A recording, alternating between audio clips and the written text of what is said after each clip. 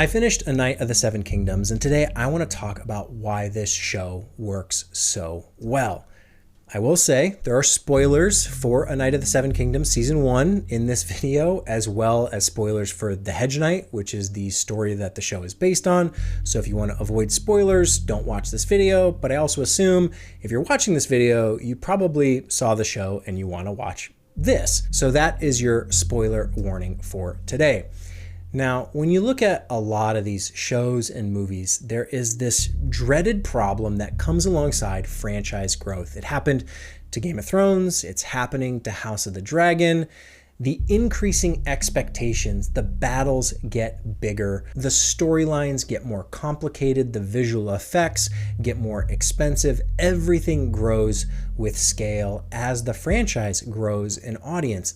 The budgets get bigger. This happened to Stranger Things, where every season got progressively bigger than the season before. It's happened to the Marvel Cinematic Universe. It's happened in Star Wars. It's happened across the board to any of these franchises. As they go on, things get bigger and that spectacle grows and grows and grows. But substance is almost always more important than that spectacle. I love seeing dragons and explosions and giant armies fighting each other. Sure, I love that stuff, but I don't need it. And what's wonderful about A Knight of the Seven Kingdoms, and a lot of people have talked about this, so we're not going to linger on this point for too long, but it doesn't have dragons. There aren't any White Walkers. There's no armies or continental geopolitics. It's all relatively in one location, more or less, with a simple cast of characters. And that's where a lot of people stop. They say that makes it good. It's very simple. It's very grounded. It's more intimate and it's more relatable. And that's what makes it good. And I think that's part of it, but I don't think that's all of it. Eat like a king if I sold you 3. Let's talk a little bit about the plot. Of course, this is based on the Hedge Knight story from 1998. Yeah, if you can think all the way back then, I was alive during that time. I was young, I was 10 years old, but this was a while ago. Okay, the 90s, it was a different time, a different place. Stories were a little bit different back then. And the story itself is 90 years before the story of Game of Thrones. So we're talking about a book that was written in the past now, and it itself is telling the story, the past of the show Game of Thrones. A Knight of the Seven Kingdoms is after House of the Dragon, so if the timelines get confusing, don't worry, you're not alone. A lot of people have a hard time tracking what happened when, who's related to who. There's a lot of family trees, and it is kind of hard to keep track of all of it, especially if you're a casual viewer. But don't fret, this show, this plot is very, very simple. It is a classic medieval tournament in the most simplest sense. If you've seen the movie A Knight's Tale, which is quite a bit older now, that movie is very similar to The Hedge Knight itself. The Hedge Knight came first, the book, then came A Knight's Tale, but now if you watch A Knight of the Seven Kingdoms, you'll probably think, man, this is pretty close to A Knight's Tale, starring Heath Ledger. I love that movie. It's great. A Knight of the Seven Kingdoms is great, and we're going to talk about why. He spoke of his time in your service as his very finest. But before we do that, I do want to mention that I made a video specifically talking about this golden era of Hollywood. And that video is called Movies from 1999 or On Another Level. I definitely recommend you check it out if you have some nostalgia for this time period, or if you just want to be impressed with the box office of 1999, because it's pretty crazy how many amazing, memorable movies came from that one year alone. And I didn't even cover all of them, but you should definitely go check that out now. But anyways, back to A Knight of the Seven Kingdoms. Of course, we have our protagonist, Duncan. Dunk, as he's called for short, Sir Duncan the Tall. Now, what's cool about Dunk, and this is going to make sense when we get into it, but Dunk is unexpectedly not the character you might assume based on knightly stereotypes. If you're thinking of King Arthur or Lancelot or Sir Gawain, Dunk is kind of different. He's large, he's very tall, he's very strong, but he's quite gentle and kind. He's honorable, he's protective, he's simple, and he's humble. These are not characteristics you might first immediately ascribe to a knight, but he's also not the most traditional knight.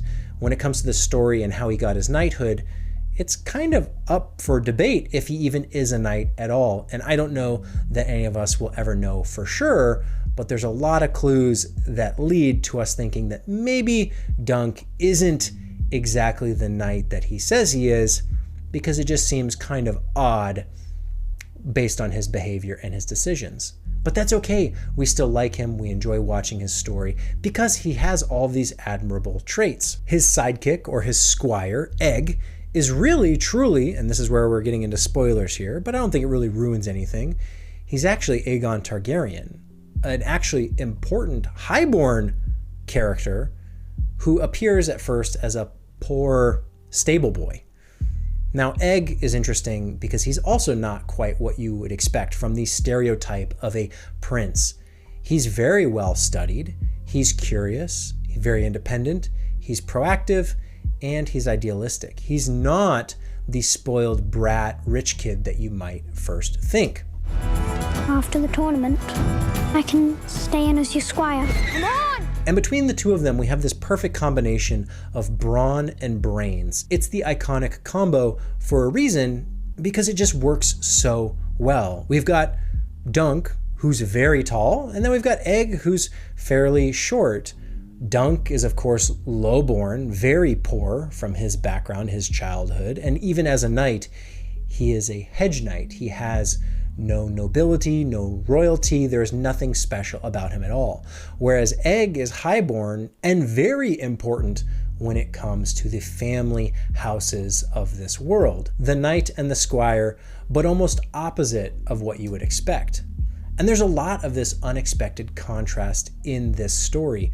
We have this diverse cast of characters, all of them with unique personalities and traits. No two characters are alike, and I don't think you would get any of them confused, and they all disagree about how they see the world, the choices they might make, what drives them, what motivates them. It's really quite interesting to watch the whole cast of characters that I'm not going to get into now, but the side characters, the supporting characters, they are all rich and alive with personality. But almost all of them have this contradictory nature to what you would expect for their type of character. Of course, we've got Dunk, who we already talked about, but as far as knights go, he's not really heroic or confident like you might expect. Same for Egg. He's not spoiled or entitled like you would assume for some rich prince. Baelor, who is the hand of the king, he's not mean or unjust like we've seen time and time again from the rulers of this society. In fact, he's quite fair and just, which again goes against those preconceived notions of what you might expect. No one is what they seem at first glance. But the beauty of this story is that none of this is a twist. These characters are consistent. They act like you would expect them to act once you understand who they are, what their personality is like, and some of those core traits. Their choices that they make are all justified by the internal logic of the story and the characters themselves. Any of the surprise reveals that do happen in the show, and they do happen, there are surprises along the way, but they all make sense when you think about it. You realize, oh, yeah, that is what would happen. That was set off. This is just the payoff of something I already knew. I just didn't expect it. But you're not feeling that complete rug pull of a twist where something is just totally out of left field, comes out of nowhere, and you go, all right, whatever then. Will you heed my call to war? I guess they were ghosts the whole time. This all comes down to cause and effect, which is very satisfying storytelling. The decisions the characters make have consequences, and it creates this chain reaction of events that fuels the story. It is so fun to watch a story that is built on cause and effect.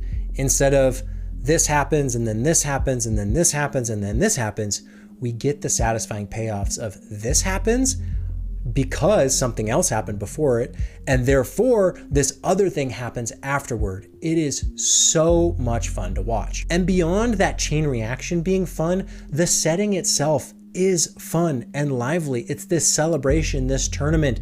These people aren't here to begin with to kill each other and to draw blood. None of it is dark or evil or off-putting. It's nice. The weather is pleasant. It's springtime or summertime. Everyone's drinking and feasting and having fun. This is a place that people want to be.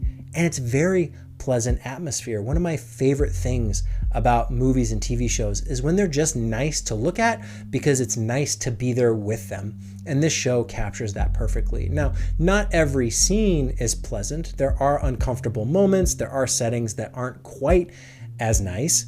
And that comes down to that contrast. You appreciate the good times and the good scenes because of some of those darker elements. But overall, it's a very fun world to spend time in, and it's just nice to look at. The cinematography, the lighting, the costumes, the hair and makeup, all of it is a joy on the screen. But it doesn't stop there. The themes are also really strong, really admirable, things you can get behind. Ideas like honor is an ongoing choice. It isn't just something you have that's guaranteed because of your title or your status. No, being honorable means making honorable choices, and that your actions matter more than those titles. These are all things that are really appealing, I think, to most human beings. These are stories we want to consume because it feels right. That you, as a person, as someone good, should stand up to cruelty, but also submit to kindness. And that you are who you choose to be. There's a lot of identity in this show and what it means to be a knight that I think resonates so deeply because it is so virtuous. And ultimately, these good vibes go a long way into making something that's fun and enjoyable and highly rated. A Knight of the Seven Kingdoms is not the most popular TV show of all time, but it has some of the highest rated episodes of all time. In fact, that's even led to a little bit of controversy supposedly between Breaking Bad and the Game of Thrones fan base. Whatever, I like both shows. I think they're all good. It's all great. Let's keep it all up as highly rated because it is all good television. In fact, some of the best television. In fact, some of the best content there is, better than movies, better than books, better than a lot of stuff you can find these days. And is it a coincidence that it came from 1998? I don't know. I think these stories could still be written to this very day. It just so happens that this book happened to come out in 1998, but there's probably books and stories being written now that are just as good, and I hope they get a chance to shine in the spotlight as well, because we need more stories like this. Good people doing good things against bad people doing bad things. It doesn't have to have dragons. It doesn't have to have huge battles with 5 different armies all fighting in complete chaos. It just needs good, strong characters who have morals, who have personalities, who have identities that resonate beyond just, oh, he's a knight. Well, what does it mean to be a knight? What does it mean to be a squire or a ruler, a prince, someone who's in charge versus someone who's a peasant? All of these characters in this world are people in the world, and they should be treated and they should act like real people would. And I love stories that get that so right. I don't think A Knight of the Seven Kingdoms is perfect. I think there's some moments where it falters just a little bit, but overall, it's a phenomenal show. And if you haven't watched it, I highly recommend you watch it because it's so good. I probably will rewatch it. Probably even 3 times. I don't know. It's one of those shows I could come back to time and time again, just like A Knight's Tale. That movie is so fun, so rewatchable because it shares so many of these common traits. This is the stuff that makes stories good, and it's worth emulating and it's worth replicating, especially if we're spending this much time and money making things. Why not make them good? And I'm glad to say A Knight of the Seven Kingdoms is worth it.